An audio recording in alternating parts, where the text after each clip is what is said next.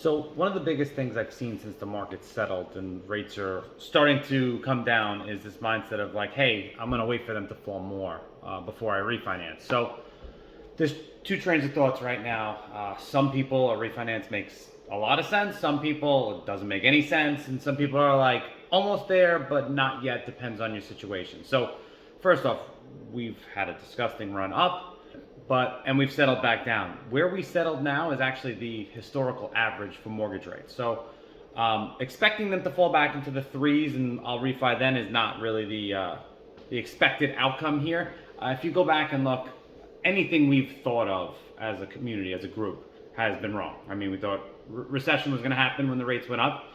That never panned out. We thought housing prices would drop significantly with 7 and 8% rates. It didn't. So whatever the collective mindset we have is usually wrong. But how do you maximize this drop and see if it's right for you? And it's hard. It's a conversation I have to have with everybody, because if you're an FHA or VA loan within the past 2 years, most likely it's going to make sense to refinance, because there's streamlined products where it's no documents, no W-2s, no pay stubs, no appraisal, which lowers all your closing costs, makes the turnover rate a lot easier, and you're saving between $300 and $500 per month.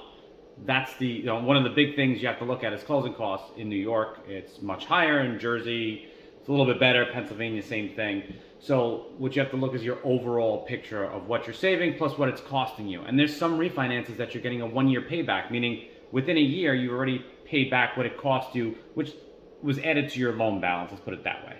So what was added to your loan balance is already kind of paid back.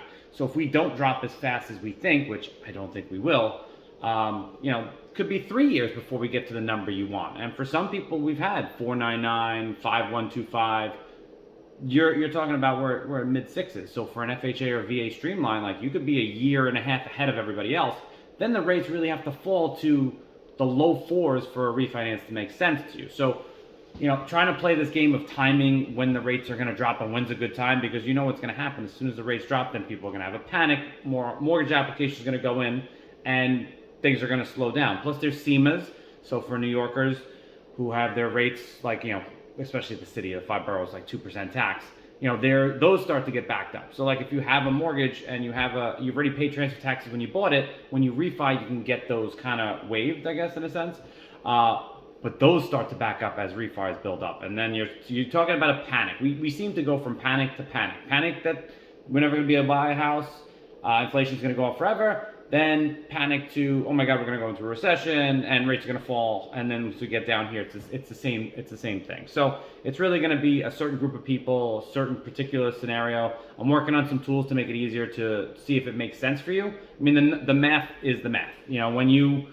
If you have the right payback, the right closing costs, and you could save money tomorrow, it makes sense. For others, I've had the conversation. It just doesn't. And we'll wait it out and figure. We'll watch and wait. But the point is, like, have that in your mindset now, especially anyone 6.5 plus.